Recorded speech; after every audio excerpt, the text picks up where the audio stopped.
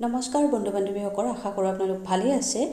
যোৱা দুদিন পূৰ্বে মই ইউটিউবত এটা পোষ্ট দিছিলোঁ যে লেংগুৱেজ টিচাৰত কাট অফ মাৰ্ক কিমান যাব, কোনে কোনে এপ্লাই কৰিছিলে। মই পাৰ্চেণ্টেজ ধৰি দিছিলোঁ আৰু ডিষ্ট্ৰিক্টখন ধৰি দিছিলোঁ। আপোনালোকে বহুতে ভোট কৰিছিলে।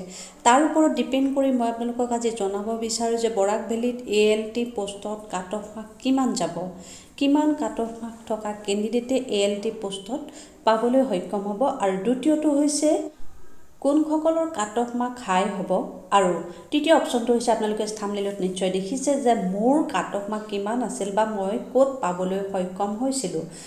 এই গোটেইখিনি কথা বিৱৰি মই আজি আপোনালোকক ক'ম, যাতে আপোনালোকে এটা ইমেজ কৰিব পাৰে যে আপোনালোকে ALT পোষ্টত এপ্লাই কৰা টিচাৰসকলে পাবনে নেপায়। তেনেহ'লে বন্ধুসকল আহক ভিডিঅ'টো আৰম্ভ কৰোঁ। এতিয়া প্ৰথম কথাটো হৈছে বৰাক ভেলীত লেংগুৱেজ টিচাৰত এপ্লাই কৰা সকলে কাট অফ মাৰ্ক কিমান হ'ব, সেই কথাটো ক'বলৈ যদি যাওঁ তেনেহ'লে মই পোনপ্ৰথমে আপোনালোকক দেখুৱাই ল'ব লাগিব এডভাৰ্টাইজমেণ্টটো। এডভাৰ্টাইজমেণ্ট মতে আছামিজ লেংগুৱেজ টিচাৰত কিমানমান পোষ্ট আছিলে, প্ৰথমতে মই সেইখিনি আপোনালোকৰ লগত ডিছকাছ কৰি ল'ব বিচাৰিছোঁ। আপোনালোকে স্ক্ৰীণত নিশ্চয় দেখিছে, এয়া কাছাৰ ডিষ্ট্ৰিক্টত পোষ্ট আছে অনলি 13টা, 13টা পোষ্ট আছে। হাইলাকান্দিত পোষ্ট আছে 16টা, আৰু কৰিমগঞ্জত পোষ্ট আছে 24টা। অলমষ্ট 53টা পোষ্ট আছে বৰাক ভেলীত লেংগুৱেজ টিচাৰত। এতিয়া কাছাৰ ডিষ্ট্ৰিক্টত আপোনাৰ আনৰিজাৰ্ভত 8টা পোষ্ট আছে, হাইলাকান্দিত 7টা পোষ্ট আছে, আৰু কৰিমগঞ্জত 10টা পোষ্ট আছে। OBC MOBCৰ কাৰণে কাছাৰ হাইলাকান্দিত পোষ্ট নাই, কিন্তু কৰিমগঞ্জত 2টা পোষ্ট আছে। ST STP STH বা EWSৰ কাৰণে এটা পোষ্ট আছে, আৰু PWDৰ কাৰণে এটা দুটা আছে। আপোনালোকে নিশ্চয় দেখিছে স্ক্ৰীণত যে কাছাৰত আছে 13টা, হাইলাকান্দিত 16টা, আৰু কৰিমগঞ্জত 24টা পোষ্ট আছে।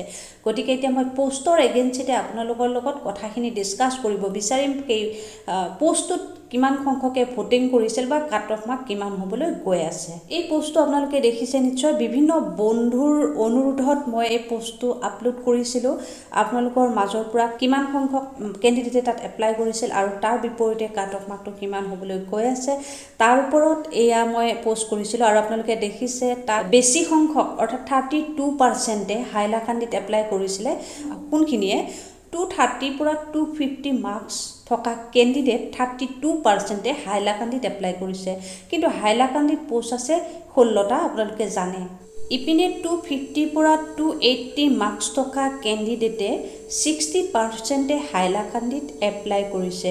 এতিয়া ইয়াতে এটা কথা স্পষ্ট হৈছে, যিহেতুকে হাইলাকান্দিত মাত্ৰ পোষ্ট আছে 16টা।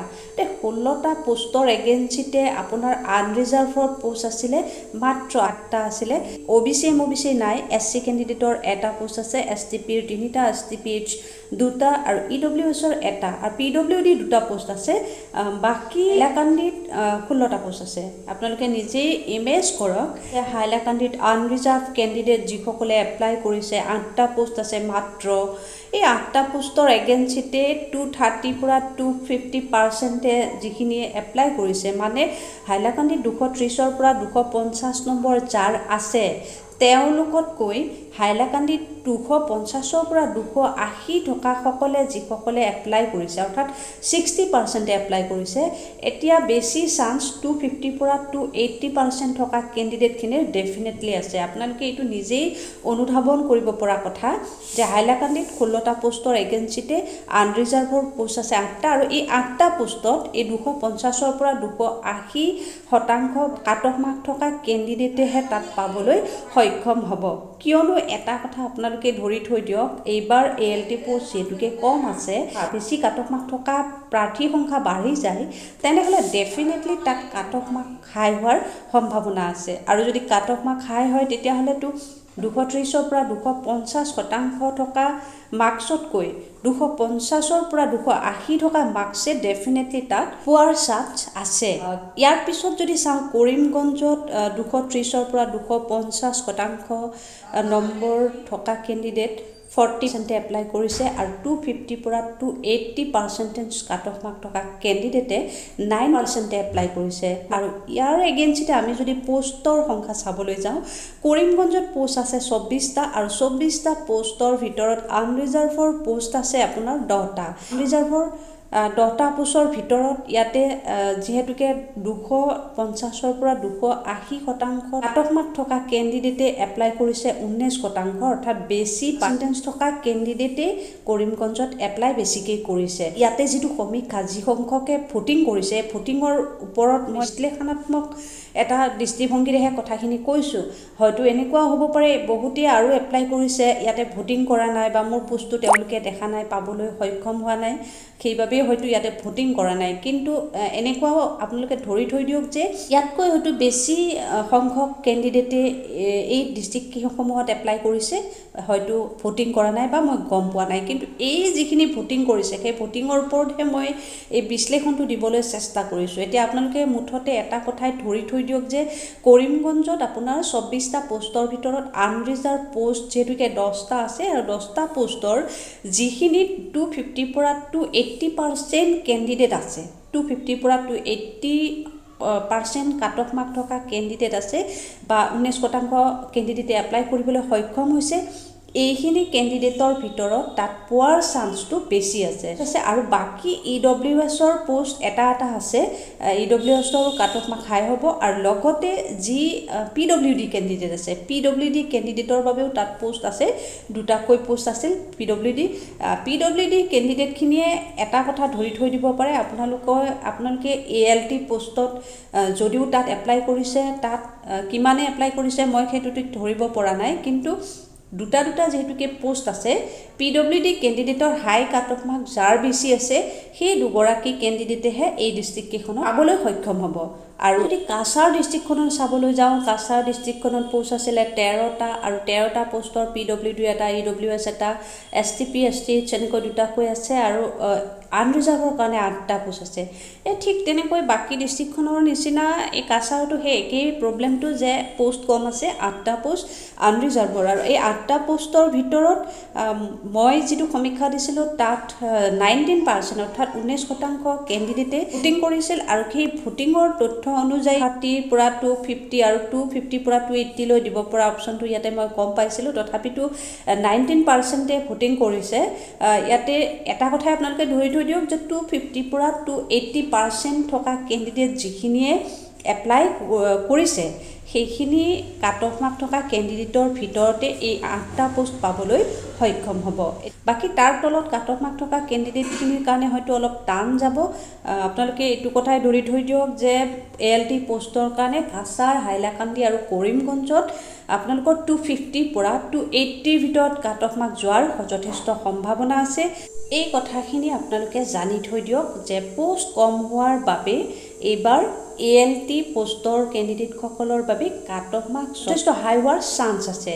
আৰু ইয়াতে আৰু দ্বিতীয় যিটো কথা মই থাম্বনেইলত দিছিলোঁ, কোনসকল কেণ্ডিডেটৰ বাবে কাট অফ মাৰ্ক হাই হ'ব, কাট অফ মাৰ্ক সেইসকলৰ হাই হ'ব EWS আৰু ALT পোষ্টৰ কেণ্ডিডেটসকলৰ বাবে। ALT পোষ্টৰ কেণ্ডিডেটৰ সমীক্ষাটো মই আপোনালোকক জনালোঁ, আৰু EWSৰ কম্পিটিশ্যনটো যিহেতুকে এইবাৰ বেছি আছে, আৰু EWSৰ পোষ্টটো কম থকা দেখা গৈছে, EWSৰ কাট অফ মাৰ্ক যথেষ্ট হাই হ'ব। যদিও চাৰ্টিফিকেটখন ব্যৱহাৰ কৰিব, এইবাৰ সেই চাৰ্টিফিকেটখন ব্যৱহাৰ কৰাৰ কোনো কামত হয়তো নাহিব, আনৰিজাৰ্ভৰ নিচিনাই কাট অফ মাৰ্ক যাব EWS চাৰ্টিফিকেটেৰে এপ্লাই কৰা কেণ্ডিডেটসকলৰ। গতিকে এইখিনি গুৰুত্বপূৰ্ণ ইনফৰ্মেশ্যন মই আপোনালোকক দিলোঁ। বাট আপোনালোকে ধৰি থৈ দিব পাৰে কাট অফ মাৰ্কটো বেছি ডিফাৰেঞ্চ নাথাকিব, লয়েষ্টৰ পৰা হায়েষ্ট কাট অফ মাৰ্কৰ যিখিনি কেণ্ডিডেট, এই কেণ্ডিডেটখিনিৰ মাজত কাট অফ মাৰ্কৰ কমা আৰু বেছি হোৱাৰ বেছি ডিফাৰেঞ্চ হয়তো নাথাকিব, 0.1, 0.2, 0.3 এনেকুৱা অকণ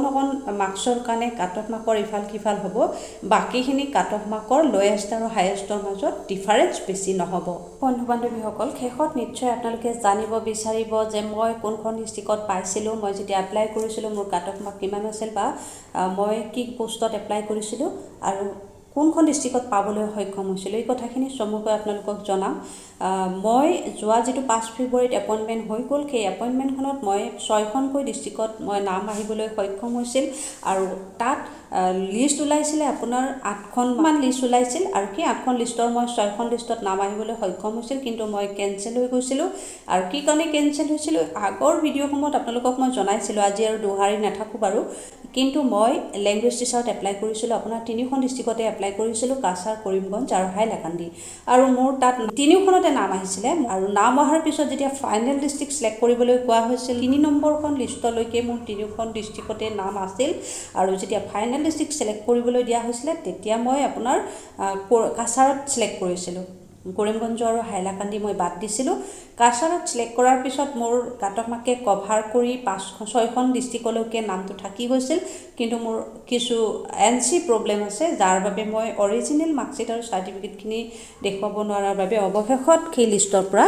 আউট হ'বলগীয়া হৈছিল কিন্তু ইয়াতে এটা ডাঙৰ ঘটনা মই কেনসেল হোৱাৰ পিছতে এগৰাকী এনেকুৱা প্ৰাৰ্থী সোমাইছিল যিগৰাকী প্ৰাৰ্থী আগৰ মেধা তালিকাসমূহত কোনো ধৰণৰ তেওঁৰ নাম নাছিল কিন্তু হঠাৎ মই ফাইনেল লিষ্টখনৰ আগৰ লিষ্টখনত তেওঁৰ নামটো দেখিছিলোঁ আৰু ফাইনেল লিষ্টখনত তেওঁৰ নামটো দেখিছিলোঁ এইটো এটা আচৰিত কথা সেইবাবে মই কাটক মাৰ্কৰ তালিকাসমূহ আপোনালোকক চাবলৈ কৈছোঁ এনেকুৱা বিভিন্ন কিছুমান ভিতৰুৱা কথা থাকে ঠিক আছে বন্ধুসকল কথাখিনি নিশ্চয় আপোনালোকে গম পালে হাইয়েষ্ট আৰু লয়েষ্ট কাটক মাৰ্ক ক'ত যাব ক'ত কেনেকৈ কি হ'ব তেতিয়াহ'লে ভিডিঅ'টো আজিলৈ ইমানতে এৰিছোঁ নহ'লে বহুত দীঘল হৈ যাব কথাখিনি কওঁতে ভিডিঅ'টো আপোনালোকে যদি ভাল পাইছে লাইক কৰিব কমেণ্ট শ্বেয়াৰ কৰিব আৰু চেনেলটো ছাবস্ক্ৰাইব কৰি ৰাখিব যাতে এনেকুৱা ইনফৰমেশ্যনসমূহ সদায় মই আপোনালোকক দি থাকিব পাৰোঁ